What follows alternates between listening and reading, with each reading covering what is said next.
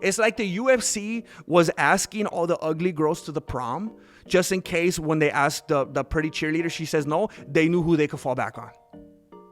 You're the ugly girl, Masvidal. And you know you're ugly.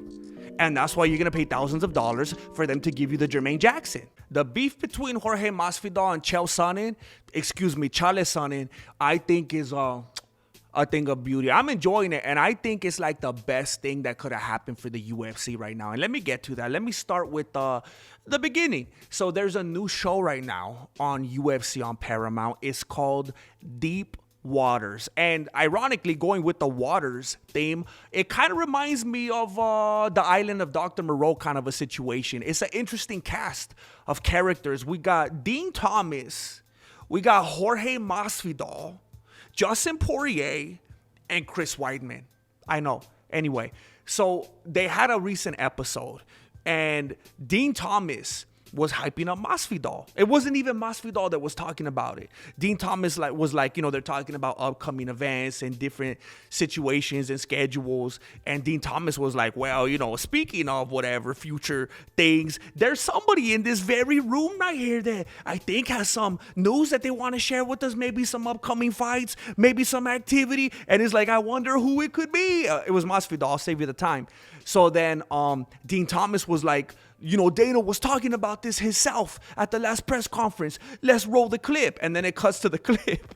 And Dana's like, what? Huh? No. A fight? No. We don't got to fight for him. No. He's been calling us. Oh, yeah. Yeah, he's been talking with us. Yes. He has been talking with us. He's turned us into screeners. We've been screening his calls. Believe it or not, the UFC isn't home. Please leave a message at the beep. If you know, you know. He turned them into screeners. And you would think, this being a UFC on Paramount show, Dean Thomas got the cue cards. You would think, hey, this dude has the script. He's got the earpiece. They're all in cahoots together, But he's trying to hype up his co-star, whatever. And then he cuts to the clip, and I feel like it falls flat. It definitely makes what they're trying to hype up right here look kind of bad. Like if, hey, Dean, did you not watch the clip beforehand? I'm not sure. But then Masvidal starts talking about, yeah, man, we're trying to, I've been calling the U.S. We've been talking, as far as, I've been hearing their voice. And they hear my voice, the most traditional understanding of the word talking. We've been talking. Like, hey, man, I've been talking to this girl, man. I've been talking to and then you find out he's calling her. She's like, leave me alone. Like, technically, they're talking. So Masvidal's like, yeah, man, I've been calling the UFC and, but the names got to be right, man. The names aren't correct and the money's got to be right. So it's like, dude, so you've got nothing. Maybe you want to fight a certain low-level type of, someone that's kind of parallel with you, and they're like, nah, you're a gatekeeper, bro, and you're expecting certain kinds of money, like if it was 2019 or something all over again, and they're like, hey, bro, it's 2026, and so it's not aligning. He's like, hey, UFC, come, I want to, please give me one more opportunity to deliver that 3-piece and a soda, bro, because I just had to put in the application, and I'm like this close, Dana. I'm like this close to literally having to serve a 3-piece and a soda through the drive-thru, bro, please. Remember everything. I used to wear the robe. Remember the good old days when I used to show up to the event wearing the robe? Come on, for old time's sake, Dana. And especially when I remembered, and he even brought it up. It's almost like, and I have to give it to him. If this is the case, hey, you do what you got to do, bro. He even brought up the fact that Colby Covington is suing him in that UFC on Paramount video with his contemporaries. They're sitting with them. He's like, yeah, I'm getting sued. Colby's suing me. It's like, oh.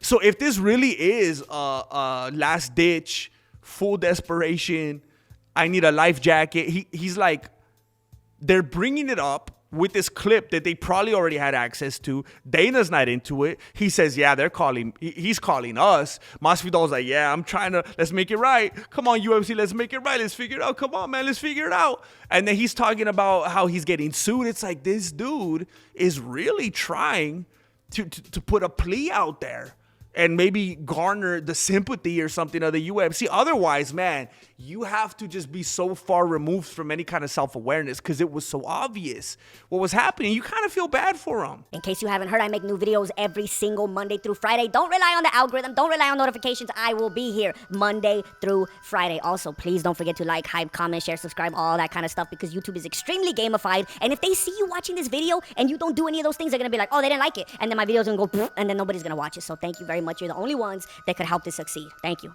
So then Chael Sonnen made a response to the video, and he starts off the video talking about, like, you know what?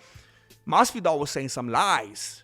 He was making some stuff up, and I respect that. He was talking about, I respect lying. If you're doing it for the character, if you're doing it for the storyline, for the kayfabe, I respect lying. And I'm not surprised hearing that from Chael Sonnen. And me and him kind of had a falling out a while back because of when I exposed him, because me and him were always neck and neck in the Ridge Wallet War. Remember those days? And then one day he came on a video with Ariel Hawini in studio. He came in and they did a collab together.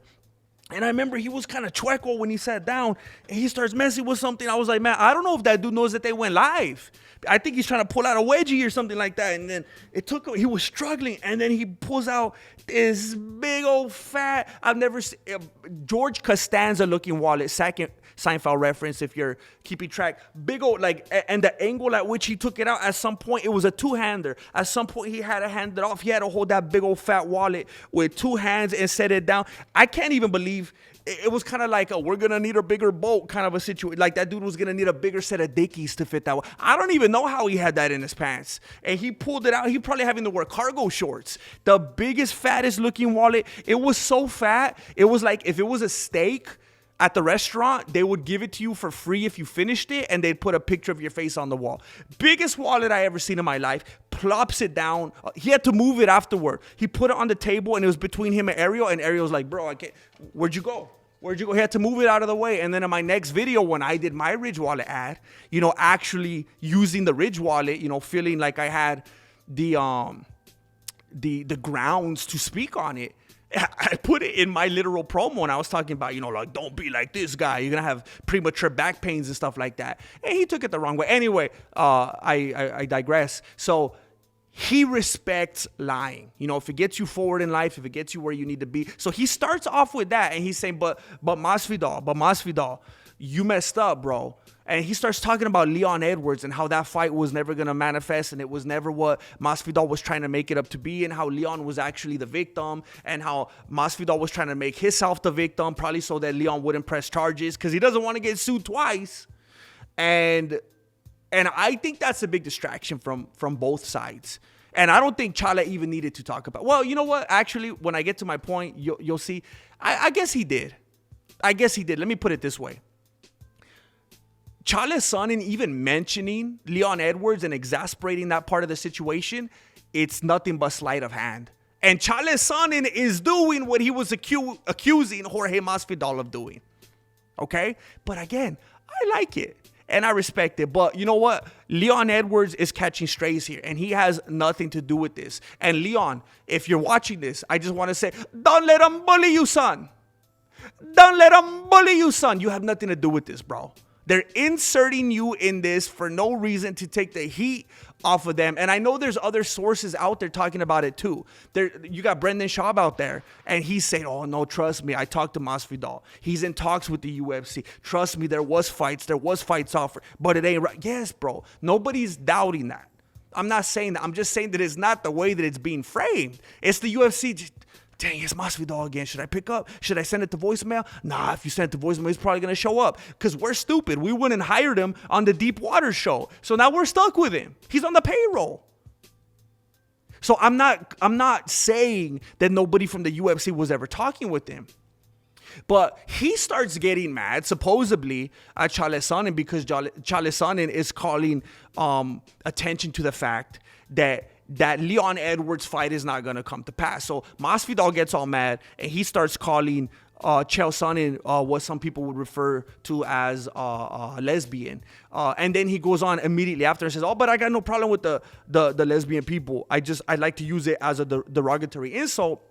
But I have no problem with the people of the Lesbianese persuasion on a one-to-one basis. So he's saying that to Chael and saying that he's about to go through his transformation and become a woman.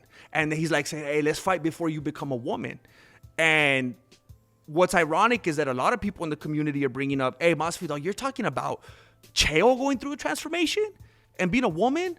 While you're over here being so concerned with your own aesthetics and your manscaping and being like a metrosensual and whatnot. Have you seen the video circulating of that elective surgery that Masvidal is doing, where he's trying to give himself one of those Lego hairlines? He's trying to give himself the Dagestanian hairline. And it's going to be nothing but an inconvenience for him in the future, like down the road. He's bringing the hairline so low, it's going to merge with the eyebrows, and then he's going to have to start maintaining that. That's just going to be a whole other issue. Have you ever seen Michael Jackson's brother? Have you ever seen Jermaine Jackson, what his hairline looks like? Masvidal, they're going to give him the Jermaine Jackson. They already showed it all lined up with the color and the dots and stuff like that. That dude is setting himself up for failure. But he's doing all these shenanigans. He's so just caught up and lost in his own looks, his own appearance, while he's trying to talk about Chael Sonnen's information, and then he forgets that the best thing, the most significant thing Masvidal has ever done for the UFC, it was always that. It was always aesthetics. It was always appearance. It was that robe. It was that Scarface suit. It was him showing up to the events dressed in the Laura Stanko line. That was it. And I wouldn't be surprised if what he's trying to do right now, if the way that he's trying to revitalize his name and his reputation and his bank account, I wouldn't be surprised, because what's happening is he's asking for fighters. And when they come back and say, nah, how about this fighter? He's all, no, not that fighter. And he's asking for money. When they come back, he's like, what? You want me to fight for that? You want me to fight for what I'm actually valued at these days in 2026? Oh, no. I'm living in the past, bro. Didn't they tell you? I bet you he's asking for Ben Askren. I bet you he's asking for Ben Askren. And he's trying to relive the whole Masvidal, Kobe Covington arc. Are they homies? Are they not? Will they? Won't they? They had a Ross and Rachel type of thing going on. He's trying to do the same thing all over again with Ben Askren. That's why they were all buddy. That's why he's with them on Twitter, trying to get that buddy arc going. And now he's going to try to crack it down the middle and be like, I'm sorry, Ben, but this is super necessary. He's probably trying to fight Ben Askren at the White House. And they're saying, are you kidding me? And they're probably trying to give him someone like, who knows? What's he going to come back if he comes back? They're probably trying to give him somebody like Kamaru Usman. They're saying, hey, you want to relive something? You want to revisit something? Usman's trying to get active again. He probably needs at least one more back so that when we do give him that title shot, we could justify it because we gave him a name. So why? And he's like, heck no, Usman. Heck no. And so all he has to riff off of is the fact that he's been in some form of communication with the UFC. I mean, that's as bad as if you have like a crush on this girl and you're stalking her, you're looking through her bedroom window, and then she turns around and makes eye contact with you. Like that's what Masvidal's hanging on right now. He's like, well, she made eye contact with me. You should have seen the look in her eyes. You should have seen the look in her eyes when she made eye contact with me. That's all he's clinging to right now. And look, Schaub said this and Masvidal said this. And even the UFC has kind of admitted this, that when they were getting the fights lined up for the White House, they were calling. They were calling everybody. They were making the rounds. And they were trying to see who was available. Because they had to do that. They had to see everybody that was available before they solidified anything. And I guess maybe Masvidal was one of them. Maybe he was one of them, but you know what you were, Masvidal? And this, this isn't coming from me. This is just something that I know people do, and I think it's mean. And, I'm kind of regretting even saying this before I say it, but it's one of the things that people do. It's like the UFC was asking all the ugly girls to the prom, just in case when they asked the pretty cheerleader, she says no, they knew who they could fall back on. You're the ugly girl, Masvidal. And you know you're ugly. And that's why you're going to pay thousands of dollars for them to give you the Jermaine Jackson. That's exactly what's going on right here. Maybe once upon a time they called you and you had interaction with them. And then now you've been calling them. And here we are. And now you're one of their commentators. Now you're on the payroll, which could maybe be even more of a sting than anything. You know, you're in there wiping down the seats and stuff like that while you see the headliners in the cage. And it's a sad thing to fall from, but I think you're making it even worse for yourself by highlighting it. And I don't know why your homie Dean Thomas is exposing you, bro. He's making it even worse. I don't know if you guys got beef behind the scenes or what, but you know who I do know has beef behind the scenes? Now, let me crack this whole thing in half right here. I think my suspicion is that this is the best thing that the UFC could have possibly done right now. And I think they're learning, they're righting their wrongs, they're seeing what MVP is doing, and they're saying, we don't have a monopoly anymore. We need to keep up. We're over here being monopoly. It's a traditional game. You know, we're in the zeitgeist. People like it. We're coming out with all these different versions, but dang it, Operation is a good game. And it's got electronics. It's got electronics. The thing buzzes. It's interactive. We got to keep up. That old school Monopoly. I mean, you got the nostalgia factor, but you're going to have to innovate. And they have. Even Monopoly itself has innovated. I was at Target the other day. There was like a whole aisle dedicated to Monopoly. There's like 52 different Monopolies now. And that is what the UFC is doing now. So what I see is happening is this whole thing between Masvidal and Chael Sonnen is very similar to what was going on before with Brendan Schaub. Ooh, look at the characters even evolved. We're operating within the same universe here. Brendan Schaub is acting like a consultant. He's like, bro, let me tell you what to do. That's why he's all intertwangled with this whole thing. The thing with Chael Sonnen and Jorge Masvidal is reminding me of the beef with Brendan Schaub and Nate Diaz. A beautiful thing. A beautiful thing. It is eerily similar. And you know it, and you just realized it, and you're going, oh snap, how didn't I see it before? And the UFC is brilliant for doing it, man. This is what people have been fiending for, and that's why they're willing to slum it. That's why they're willing to go out there and get that Netflix MVP Strange, because they're fulfilling that need. And what they're doing is they're giving us a beef. They're giving us a conflict where nobody even has to get the 6-month suspension. Nobody has to break any bones. Nobody has to lose, because what happens when you have real people that are active fighters and you have a super fight, you know, you don't want to have your Stipe Muchacho fight your DC. You don't want to have your Alex Pereira fight your Israel Adesanya. You don't want to have, like, you want to keep these dudes in their own lane. You don't want to have your middleweight Chamoyev either go up to your Alex Pereira or your Pereira come back down. You want to keep these heroes in their own lane so they could keep making their own money in their own divisions with their own bouts. And you could have these seemingly unbeatable, seemingly immortal dudes that get to keep that aura. But when they fight each other, somebody has to lose. Well, guess what? Schaub and Diaz aren't going to fight, but they could do this all night long, and we'll eat it up. We'll eat it up, and nobody even has to even end up ever being the victim. They could do that constantly. You could have Chael Sonnen and Jorge Masvidal do this constantly, and nobody's going to have to lose. They both get to be winners, and we all win for it. They get to keep doing it. Nobody has to get the suspension. Nobody's getting hurt. Nobody has to retire. They're being able to do this as retirees. The UFC seems to be figuring out a way to keep these big names, and it's the perfect time. Look at what Josh Hokett did. Josh Hokett came in being the modern era's Chael Sonnen. And the UFC's like, dang, people still like that? And all the people that wanted to be haters against Josh Hokett, but now they see that he could back it up. Now they're getting on the train. Dang, we need a second train now. We need to add some more cars to this train because now everybody's hot. Dang, let's see what Chael's doing. Let's see if he's available. And we get this thing. The UFC is realizing that it's the familiarity, that it's the sequels. That's what Hollywood's doing. It's just like a good old cover song. We keep doing the same thing. It was the same thing in Step Brothers when they say, play something from The Stranger.